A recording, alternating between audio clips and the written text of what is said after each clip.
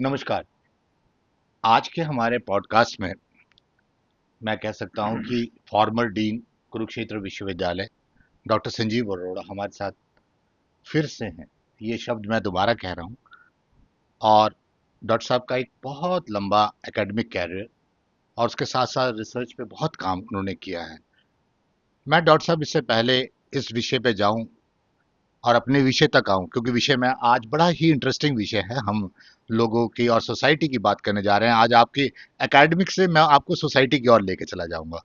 तो मैं आपसे जानना चाह रहा हूं कि भारतीय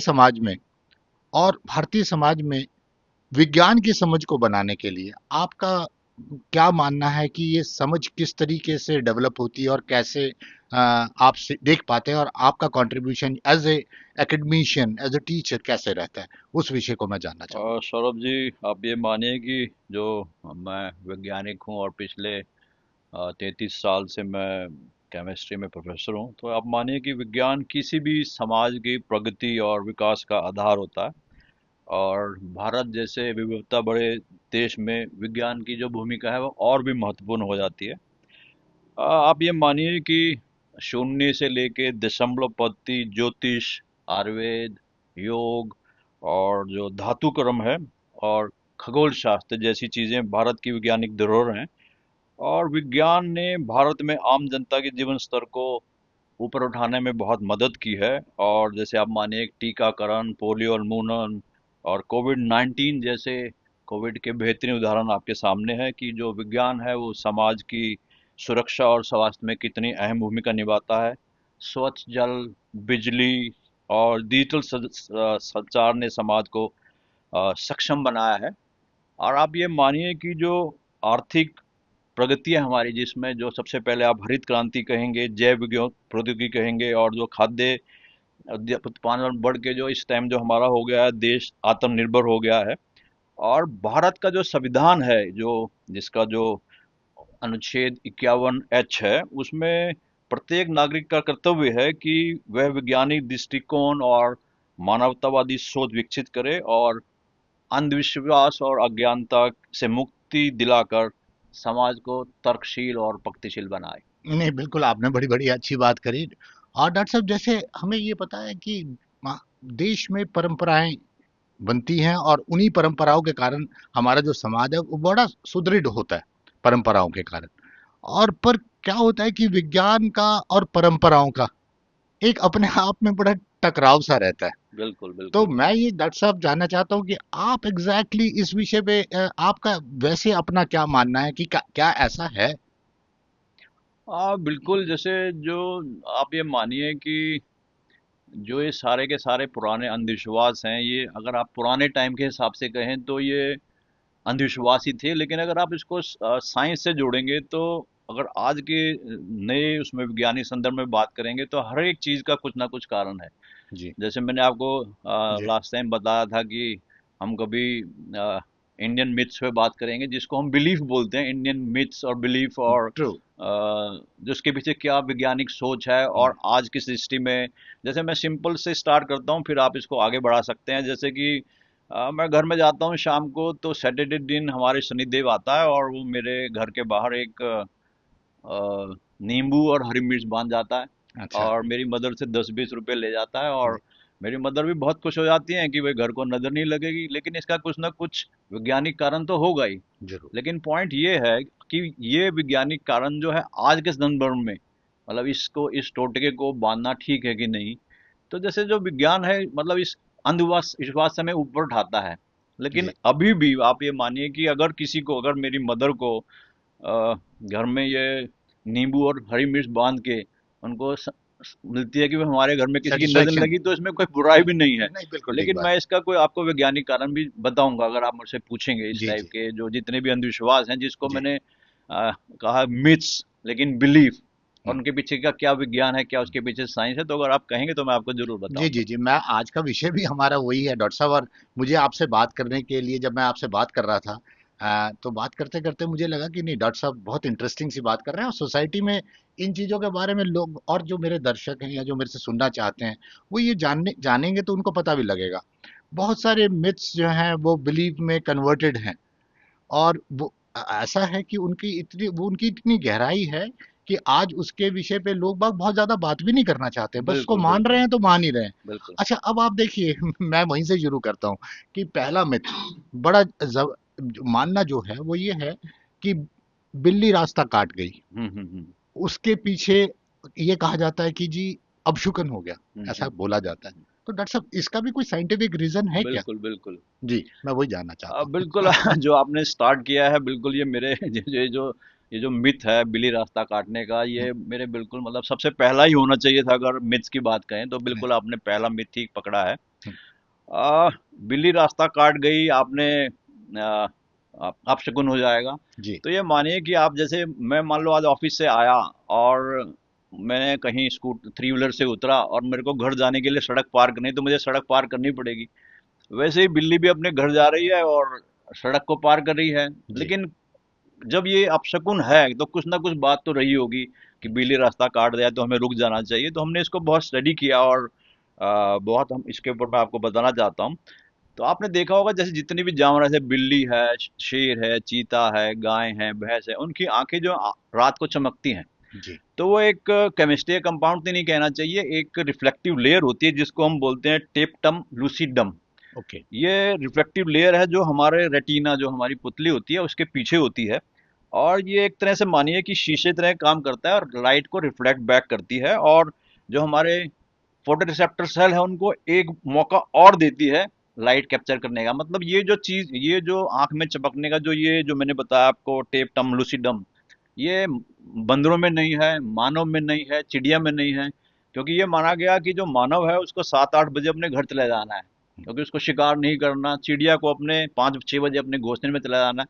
यहाँ तक मानिए कि ये जो रिफ्लेक्टिव लेयर है ये बंदरों के भी नहीं है। तो इसका मतलब ये माना गया कि बंदरों को भी शाम के बाद अपने घर में रहना, उनको शिकार तो करना नहीं है। तो जितने भी ये शिकारी जानवर होते हैं, उनके आपने देखा होगा डिफरेंट कलर्स के उनके चमकता है रात को जब देखते हैं, आपने देखा होगा। तो वो जी ग्रीन हो जी। सकता है, येलो हो सकता है, ब्लू हो सकता है, रेड हो सकता है। हम्म, और आप ये मानिए कि पहले टाइम में ये जो लश्कर थे, ये रात को सफर करते थे। सिंपल सा कारण है कि रात को जल्दी सफर कर पाएंगे, धूप नहीं होगी तो जानवर थकेगा नहीं। तो आजकल की तरह कार और गाड़ियां तो थी नहीं। जी। तो ये समझिए कि झूठा बुग्गी पे या चल रहे हैं। तो जो सबसे आगे जो चल रहा होता था जानवर, उसको दूर से आंख चमकती दिखती थी। वो आंख चमकती किसी भी जानवर की हो सकती थी, हम्म, बहुत दूर से दिखती है, किलोमीटर से दिखती है। तो वो भैंस भी हो सकती है, गाय भी हो सकती है, चीता भी हो सकता है, शेर भी हो सकता है, बिल्ली भी हो जाता है। तो वो जानवर जो बिदक जाता था हम्म, और वो आगे चलने को मना कर देता था। तो जो उसको चलाने वाला होता था, उसका संरक्षक, उसको पता था भी आगे कोई चीज है। तो इसका सिंपल ये है कि भाई अब थोड़े दिन के रुक जाए, बहुत देर हो गई हमें चलते हुए। तो ऐसा करें कि थोड़ी देर के लिए जानवरों को पानी पिलाया जाए, कुछ विश्राम लोग कर लें। विश्राम कर लें। हम्म, और आधे घंटे बाद वो जो सबसे आगे जानवर चल रहा होता था उसको पीछे कर दिया जाता था, और एक नए जानवर को, जो जोटा बुगी जिसको बोलते हैं, जिस पे चलते थे, जी। उसे चल जाता था। तो वहां से एक कंसेप्ट आया हम्म, कि भाई कुछ आगे चीज दिखेगी, कुछ जानवर दिखे, तो आपको कुछ टाइम के लिए रुक जाना है। रुक जाना तो सौरभ जी, आप मानिए कि आज जो जो शेर चीते शहरों में तो मिलते नहीं हैं। है। जी और आप तो, मुझे याद है कि आप लाइफ साइंस बैकग्राउंड के ही हैं, और जी। आपको जी। मालूम है कि चीता और जो बिल्ली है वो एक ही फैमिली की है, या और उसको एब्सोल्युटली। फैलिडे फैमिली बोलते हैं। और जी। बिल्ली जो है छोटी प्रजाति है, और जो चीता है वो हम्म, बड़ी प्रजाति है। तो वहां से कंसेप्ट चला, और वो बिगड़ते बिगड़ते बिगड़ते बिगड़ते ये बिल्ली पे आकर रुक गया, और बिल्ली को बदनाम कर दिया कि बिल्ली जो है अशुभ है, जी। और बिल्ली देखने पे आपको रास्ता को रोक लेना है। लेकिन आप ये मानिए कि मैं 33 साल का मेरा टीचिंग का एक्सपीरियंस है, और मैंने पीएचडी किया हुआ है। मैं इस पे बोल रहा हूँ आपको, इसका रीजन भी बता दिया।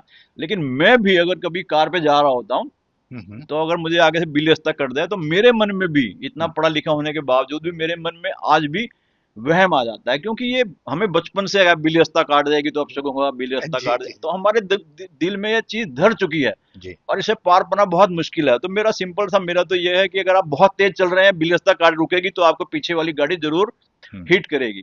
लेकिन अगर आप धीरे चल रहे हैं और आपको लगता है बिल्ली रास्ता काट गई और कुछ अपशगुन हो जाएगा, थोड़ी देर साइड पे, अगर आपको लगता है कि आपके 1 मिनट खड़े होने से वो अपशगुन टल सकता है, तो मैं तो वैज्ञानिक होने के लिए उसके लिए भी तैयार हूँ हम्म, कि भाई आप वो भी कर सकते हैं। तो इसका जो जी। सिंपल सा रीजन है वो यही है, क्योंकि अब शहरों में शेर चीते नहीं है, बिल्ली है। तो ये जो जो बिगड़ते बिगड़ते बिगड़ते बात बिल्ली पे आकर रुक गई कि बिल्ली अगर रास्ता काट जाएगी तो आपको रुक जाना, नहीं तो अपशगुन हो जाएगा। लेकिन कोई अपशगुनी बात नहीं है। जैसे आप अपने रास्ते जा रहे हैं, जैसे आपने आपने भी तो हो सकता है कि बिल्ली का रास्ता काट दिया हो हम्म। और उसके लिए कोई अपशगुन हो जाए। ये बात बात भी ठीक है, बिल्कुल तो आपने ठीक कही।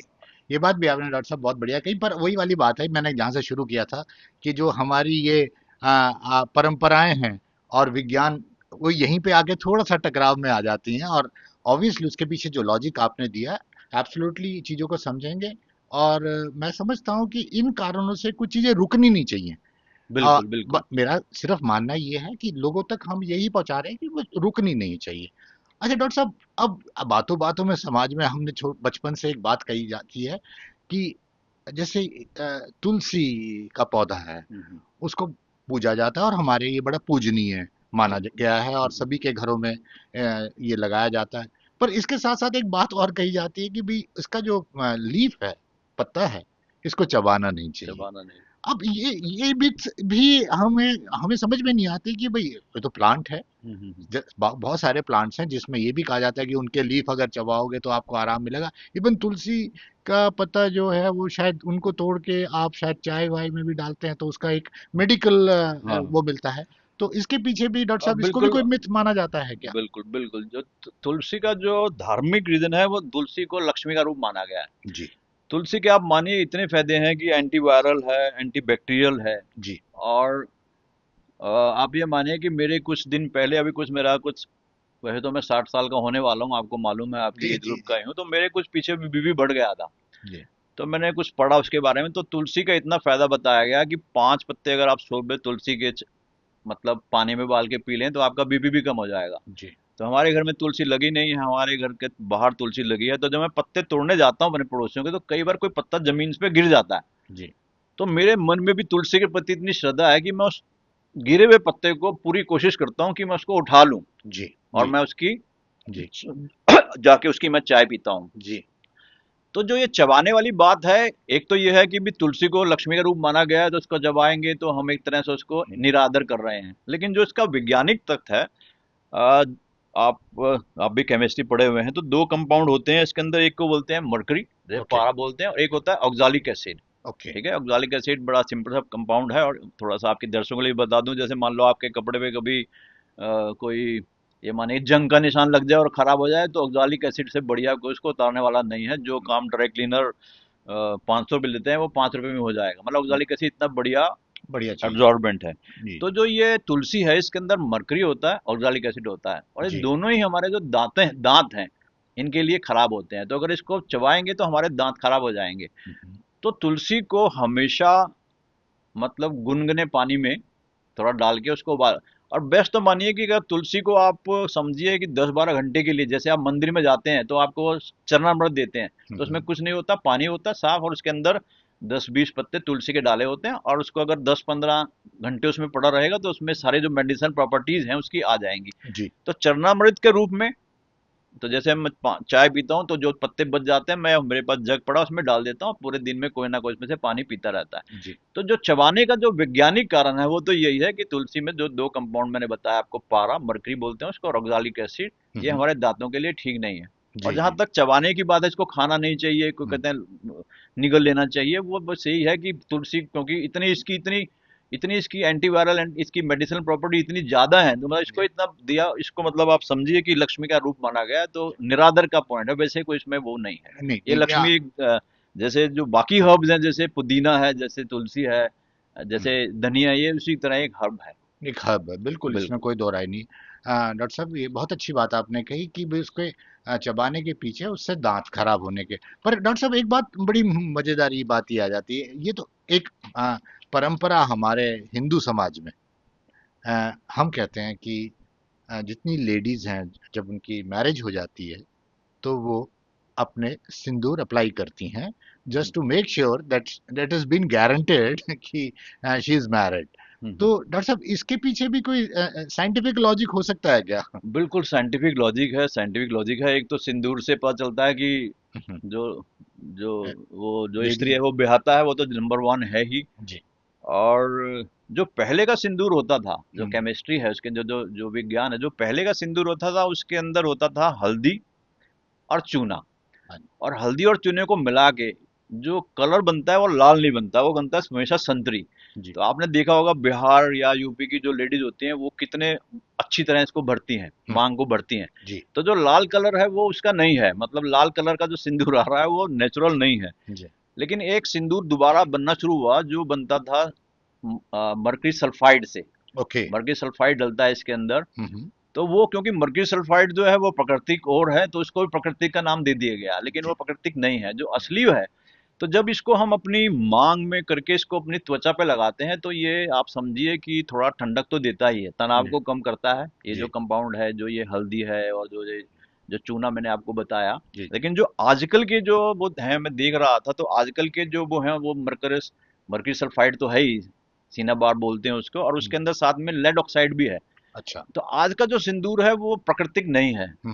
तो मैं मतलब मुझे मालूम नहीं है, क्योंकि मैंने सिर्फ मैं जब देखता हूँ, जब मैं बिहार और यूपी की लेडीज को देखता हूँ शादी होती है, तो उनका सिंदूर का रंग बिल्कुल दूसरे टाइप का होता है, मतलब कौन सा और कलर वो ऑरेंज की तरफ होता ऑरेंज है की तरफ ज्यादा जाता है। और जी जी हमारा जी जो सिंदूर है, जो हमारी यहाँ पर इस्तेमाल करती हैं, वो रेड है। रेड ठीक तो है जो जी हमारा जो अभी सिंदूर है उसके अंदर यही तीनों कंपाउंड है, मर्क्यूरी सल्फाइड है, लेड ऑक्साइड है, और थोड़े से कलर्स हैं। जी पता नहीं, यहाँ मिलता नहीं है, या यहाँ की जो नॉर्थ की लेडीज हैं उनको, मतलब जो हमारे रीजन की लेडीज हैं जी उनको जी ये रंग पसंद नहीं है। हम्म, तो अगर सिंथेटिक सिंदूर लगाना ही है तो हम्म, मैं रिकमेंड करता हूँ आपके सुनने श्रोते वालों को हम्म, कि भाई थोड़ा सा ही लगे, ज्यादा नहीं लगाएं, क्योंकि इसका थोड़ा नुकसान तो है ही। जी जी नहीं आपने एक जो बहुत अच्छी बात सिंथेटिक, या नहीं आप बहुत अच्छी बात कही कि अगर इसके लगाने से अगर आपको मतलब अगर क्योंकि ज़्यादातर फोरहेड पे अप्लाई होता है तो अगर फोरहेड पे अप्लाई होता है तो आपने कहा कि इससे एक सुकून मिलता है और एक मेडिकल का भी इसका एक हाँ, जो प्राकृतिक जो असली जो है, जो मैंने हाँ आपको बताया। हाँ बिल्कुल प्राकृतिक रूप में हल्दी और चूने वाला। चूने वाला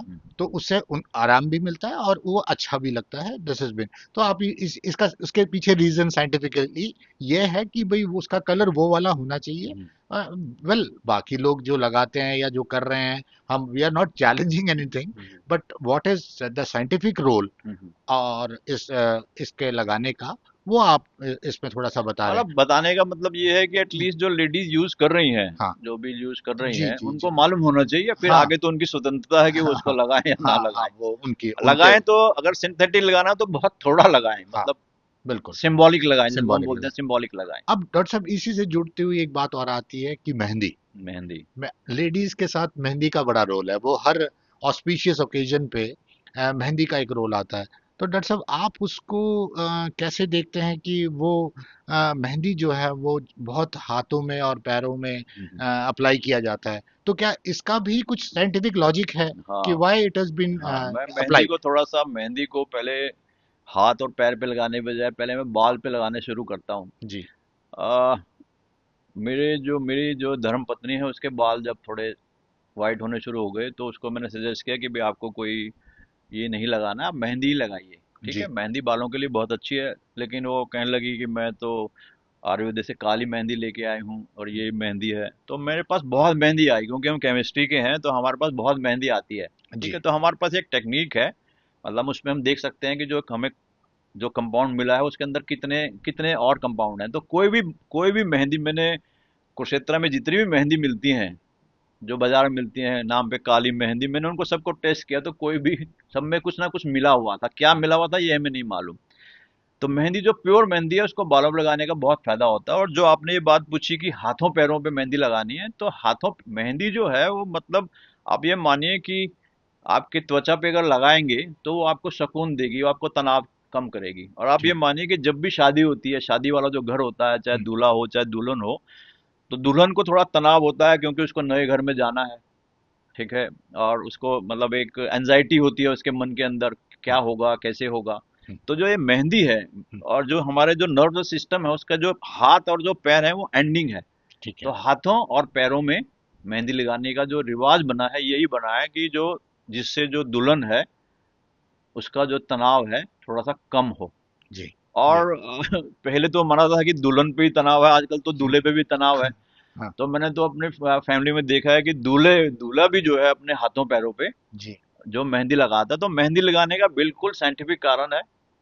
जी त्योहारों पे, शादी के टाइम पे, तो ये त्वचा पे जब लगती है मेहंदी, तो ये जो आपकी त्वचा को जब ज्वर होती है तो ये सुकून देती है, तनाव को कम करती है, ये मतलब साइंटिफिक प्रूफ स्टडी है। नहीं, दैट्स वंडरफुल। ये बिल्कुल शायद इस लोगों को ये पता लगना चाहिए, और इसके पीछे एक लॉजिक है, इसीलिए ये काम किए जाते हैं। इसका ये परंपराएं वैसी नहीं बनी है, बिल्कुल इसके बिल्कुल। पीछे बनने के पीछे लॉजिक्स भी है। हम आज उसी पे बात कर रहे हैं।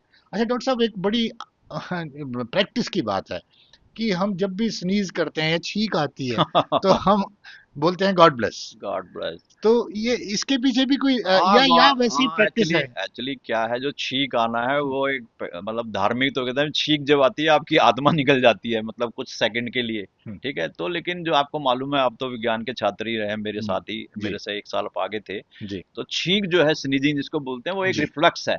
रिफ्लेक्स, ठीक है। तो ये मानिए कि छींक करते हुए कि कुछ समझिए कि नैनो सेकंड के लिए, मतलब 10 की -9 सेकंड के लिए जो आपका जो हृदय है, दिल है, जो आपका रुक जाता है। हम्म, तो ये पश्चिम से शुरू हुआ कि भाई आपका दिल 10 की -9 सेकंड के लिए रुका था, अब आप दोबारा जीवित हो गए, हम्म, तो भगवान आपका भला करे। तो पश्चिम के लोग कहते हैं गॉड ब्लेस यू, हमारे लोग कहते हैं भगवान आपका भला करे। हम्म, तो इसमें कोई बिल्कुल वो नहीं है। तो मैं ऐसे ही देख रहा था कि भाई कोई स्नीज करते हुए, छींक करते हुए भी कोई आदमी मर सकता है क्या? अ- अच्छा, बिल्कुल मर सकता है, लेकिन जी, उसका जो मतलब प्रोबेबिलिटी है वो समझिए कि कई 10 लाख में एक हाँ, की है। नेग्लिजिबल है, हाँ, बट मतलब हाँ ये, निग्लिजिबल से भी मतलब हाँ, बिल्कुल। बट ये है कि हाँ, अगर जिसमें ये, कोई शक नहीं है, हमारा दिल जो है, मतलब कुछ नैनो सेकंड के लिए, जिसको नैनो 10 की -9 बोलते हैं हमारी भाषा में, मतलब 0.080 लगा दीजिए और एक लिख दीजिए, जितने सेकंड के लिए हमारा दिल तो रुकता ही है। अच्छा, इसमें ये कोई, हाँ एक बिल्कुल, इसमें कोई बड़ी वो नहीं है। और नहीं, मेरे गॉड ब्लेस दर्शक यू। जो हैं इस बात को सुन हाँ, के गॉड उनको बहुत, ब्लेस यू कहने की जो परंपरा है वो पश्चिम से हुई, और हमारे यहाँ उसको हिंदी में कहते हैं कि भगवान आपका भला करे, कि आप बच गए। नहीं नहीं, ये बहुत बड़ी बड़ी बात आपने कही, और इस बात को लोग समझेंगे भी और वो इंटरेस्ट भी लेंगे। अच्छा डॉक्टर साहब, एक आम सी बात की जाती है कि देखिए, स्लीप एक ऐसी चीज है, सोना हर कोई पसंद करता है, नींद और अच्छी नींद लेना। बिल्कुल तो बिल्कुल। डॉक्टर साहब, आपका क्या मानना है कि हम्म हमें किस दिशा में हम्म अपना हेड रख के सोना चाहिए? हम्म। तो वो इसके लिए भी, इसका भी कोई साइंटिफिक लॉजिक हाँ, है? बड़ा अच्छा सवाल है आपका, इसको मैंने फील भी किया है। तो आपने देखा होगा कि जब धार्मिक, मैं बताता हूँ, जब आदमी मरता है तो उसको जब रखते हैं तो उसका जो सिर है वो उत्तर दिशा में होता है, उसके जी, पैर जो है दक्षिण दिशा में होता है। तो ये एक ये है कि उत्तर दिशा में सिर करके सोना नहीं चाहिए। हम्म, लेकिन इसके पीछे कोई मतलब, इसके पीछे कोई धार्मिक वो नहीं है, इसके हम्म, पीछे साइंटिफिक ही है। हम्म, जो हमारी अर्थ है उसकी कुछ मैग्नेटिक फील्ड है, हम्म, हमारी बॉडी की भी कुछ मैग्नेटिक फील्ड है। तो जो जो हमारी पृथ्वी है उसका जो चुंबकीय क्षेत्र बोलते हैं वो उत्तर दक्षिण है। तो अगर हम उत्तर दिशा में सिर रखेंगे तो जो हमारी बॉडी के अंदर लोह तत्व है उस पर फर्क पड़ता है। अच्छा, तो अगर हम उत्तर दिशा में सिर करके सोएंगे तो उससे हमारे को थोड़ा तनाव रहेगा। हम्म, ठीक है, तो जो बेस्ट उत्तर दिशा में, मैंने इसको फील किया है। अच्छा, ठीक है, लेकिन ये प्रिंसिपल जो है उत्तर दिशा का, मुझे लगता है बच्चों बच्चों पे लागू नहीं होता, बच्चे हम्म, तो थक के सो जाते हैं। ठीक है, लेकिन जो एक आम आदमी है 40-50 साल का, उस पर इसका बिल्कुल इफेक्ट पड़ता है। ये, तो अब आप अगला सवाल पूछेंगे कि सबसे अच्छी दिशा कौन सी है, तो जी सबसे बिल्कुल, अच्छी दिशा सिर रखने के लिए दक्षिण है।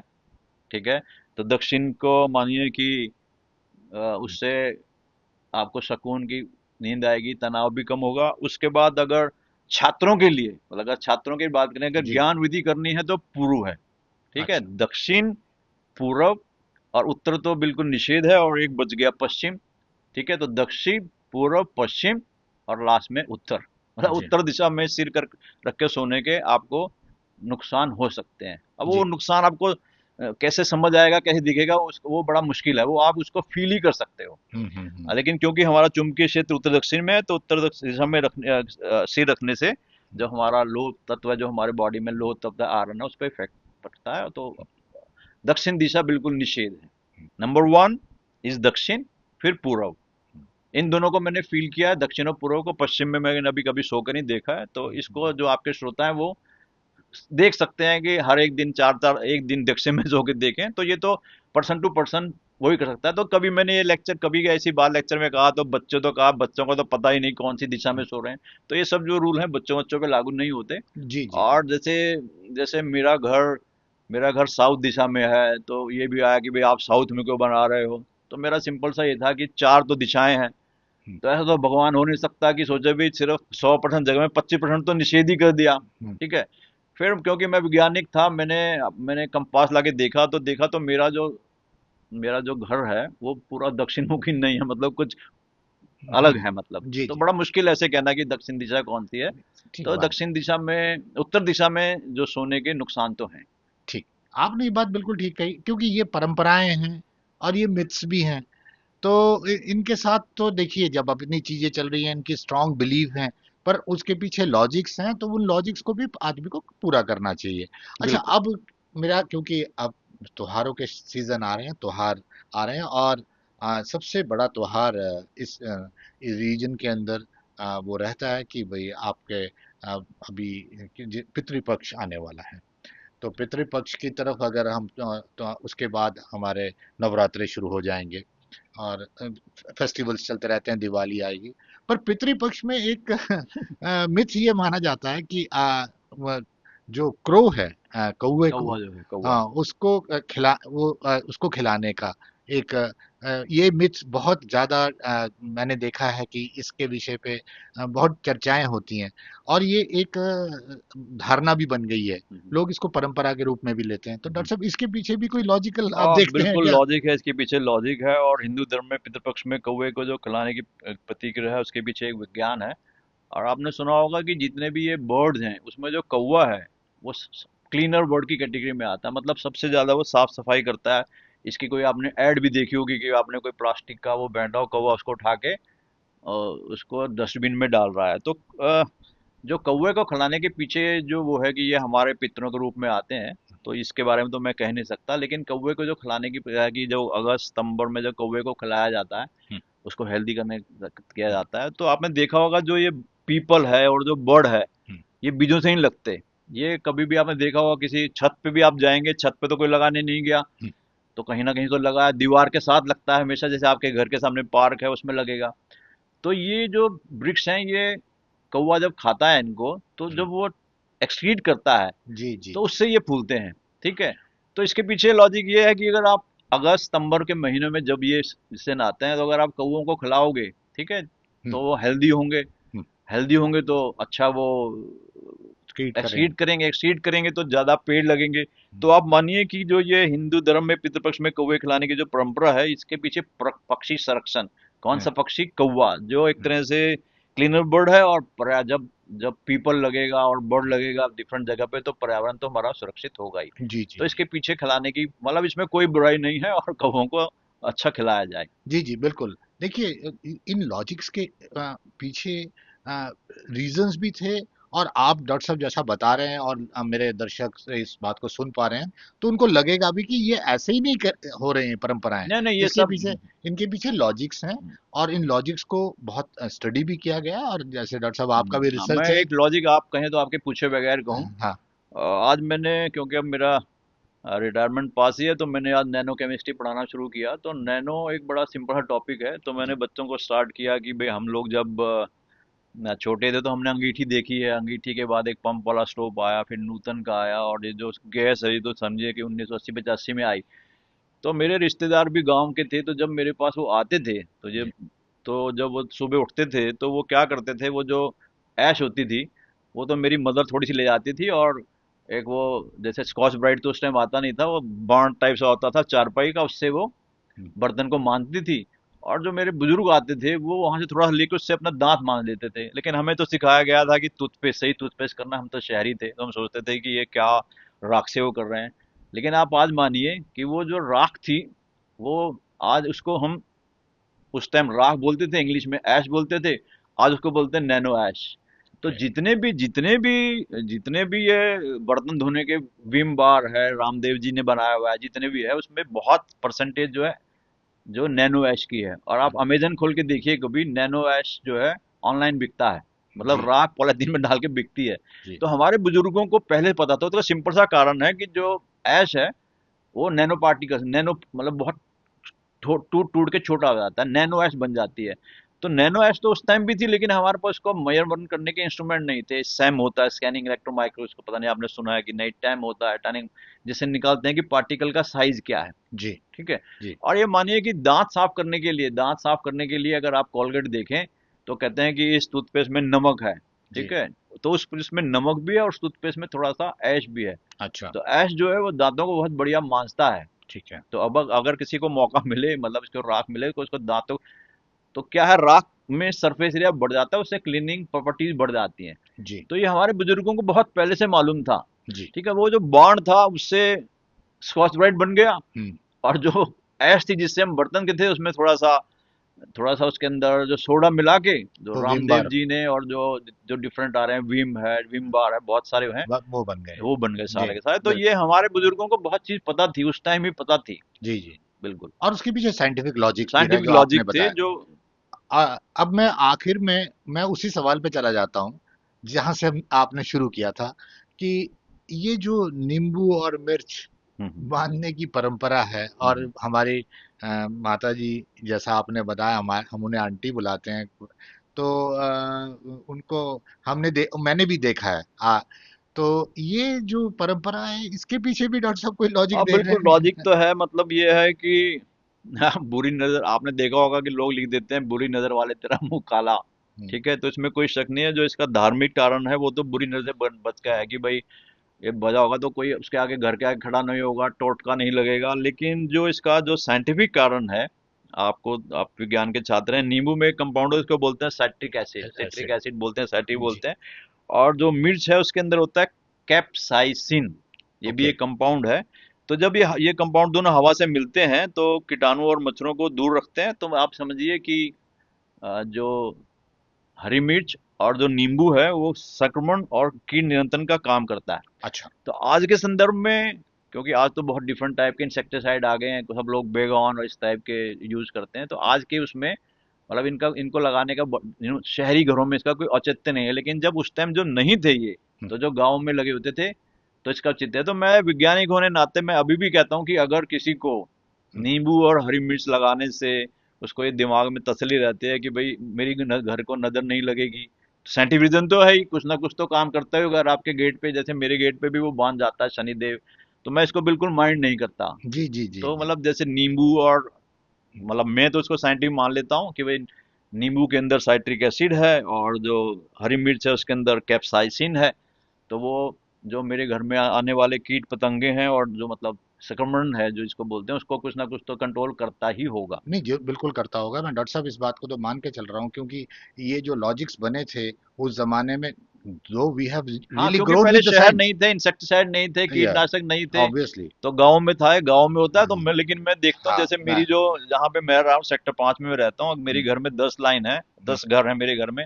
तो मुझे लगता है कि शनिदेव एक आता है शाम को, और वो एटलीस्ट 5-6 घरों के अंदर वो बांध के चला बांध जा रहा जाता है। है। उसकी उसका उसकी वो उसका भी एक एम्प्लॉयमेंट हम जनरेशन ये एक का बार आप ये मानिए कि इम्प्लांट दस बीस रुपए ले जाता है, तो देखिए हाँ, अगर वो बट नींबू, ही हैज गॉट अ हाँ, लॉजिक नींबू आल्सो। और हरी मिर्च ला रहा है फ्री में, तो मिलती नहीं है, तो नहीं 5 रुपए तो खर्चता ही होगा। तो इसका नहीं, कोई, इसका कोई मतलब आपने जो लॉजिक दिया डॉक्टर साहब, उससे कोई मैं समझ नुकसान नहीं सकता हूँ। है, इसका बांधने हाँ। का कोई नुकसान नहीं है। आप मानते हैं। अच्छा डॉक्टर साहब, फाइनली मैं आपसे एक पूछना चाहता हूँ कि अगर आपको कंक्लूड करना हो कि समाज में विज्ञान को किस तरीके से देखना चाहिए, तो आप इसको कंक्लूजन की ओर कैसे लेके जाना चाहेंगे? जैसे मैंने आपको जैसे शुरू में ही बताया था कि आ, विज्ञान और मतलब साइंस और रिलीजन को, मतलब ये कहिए कि जहाँ विज्ञान खत्म होता है वहाँ रिलीजन शुरू होता है, या जी जहाँ रिलीजन खत्म होता है, मतलब ये बड़ा मुश्किल है। ठीक जी। है, लेकिन अभी हमें सारे प्रश्नों का उत्तर नहीं मिला है कि इसके पीछे क्या लॉजिक है, इसके पीछे क्या हुआ है। तो विज्ञान की एक अपनी अलग वो है, और रिलीजन जो है वो एक अलग है।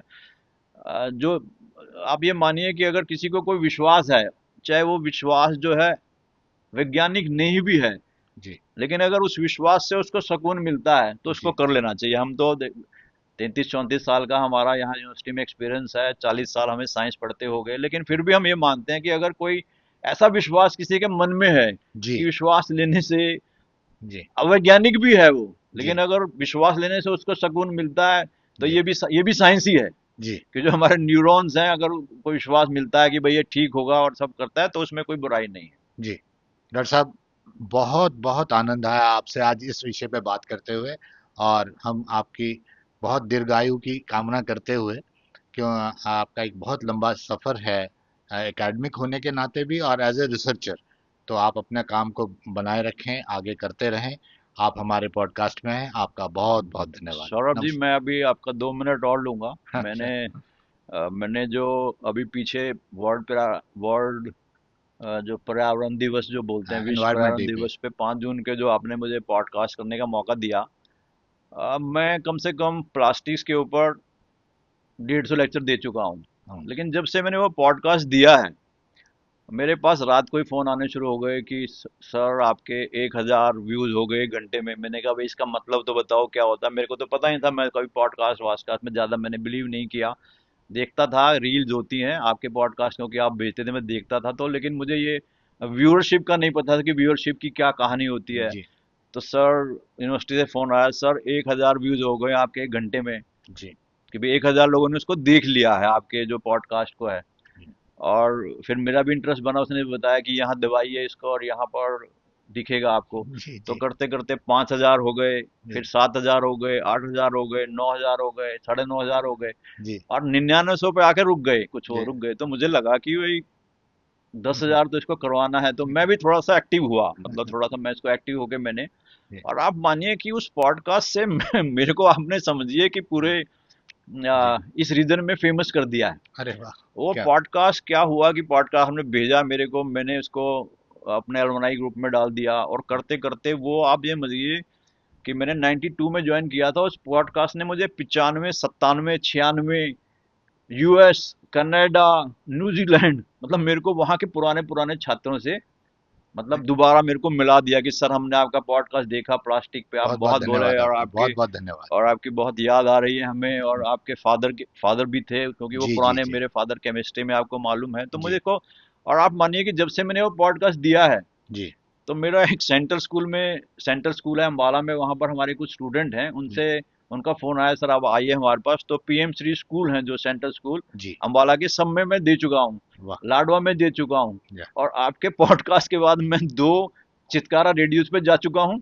वेरी। और एक मैंने यहाँ पर भी, एक हमारे हैं यहीं पर ही, मुझे उनका नाम अभी भूल रहा है, उन्होंने मुझे बुलाया, अब दोबारा मुझे जी 28-29 तारीख को चांस मिल रहा है, कुछ कुछ टॉपिक और है। तो जी मतलब इस जो पॉडकास्ट है इसका, जो इसका कितना मतलब किससे कितना बढ़ावा मिल सकता है, मेरे रिश्तेदार, मेरे पुराने स्टूडेंट्स, और मतलब सब हो गए। और आजकल क्या हो रहा है, मैंने जो प्लास्टिक का प्रयोग बताया था आपको, बॉटल जी। का, कि भाई बॉटल। जो भी वो जी। शेसेज है प्लास्टिक बॉटल में डाल के भर लो, तो मेरे रिश्तेदार मुझे वो प्लास्टिक की बोतल भर के मुझे उसकी फोटो भेज रहे हैं कि क्या बात, हम बहुत आपके। तो आपका बढ़िया। बहुत बहुत धन्यवाद कि आपने मतलब इस उस पॉडकास्ट से मुझे, मैं फेमस तो था पहले इस प्लास्टिक को लेक्चर देके। और लास्ट बात आपको बताता हूँ कि कभी आप व्हाट्सएप व्हाट्सएप जानते होंगे, एआई करिए, तो एआई में डालिए कि प्लास्टिक पोल्यूशन अवेयरनेस पे कौन कौन से वक्ताओं को बुलाना चाहिए। जी तो जी जी। उसमें बाहर के वक्ता आते हैं, और एक हमारे इंडिया के भी वक्ता आते हैं, और उसमें मेरा नाम भी जुड़ गया अब, वेरी कि गुड, आप बहुत प्रोफेसर अच्छे। संजीव अरोड़ा को बुलाइए, और उसमें यह है कि भाई वो आपको शुद्ध हिंदी में सिंपल लॉजिक दे के स्कूल और कॉलेज और एनसी लेवल में, मतलब आप कभी डाल के देखिए तो उसमें चौथा नाम मेरा आने लग गया है। बहुत तो बढ़िया, आपका बहुत बहुत बहुत धन्यवाद कि बहुत बहुत आपने धन्यवाद। मुझे इतनी प्रसिद्धि दिलवाई, नहीं और नहीं, बहुत बहुत बहुत बढ़िया। धन्यवाद। आपका बहुत बहुत धन्यवाद। नमस्कार। धन्यवाद।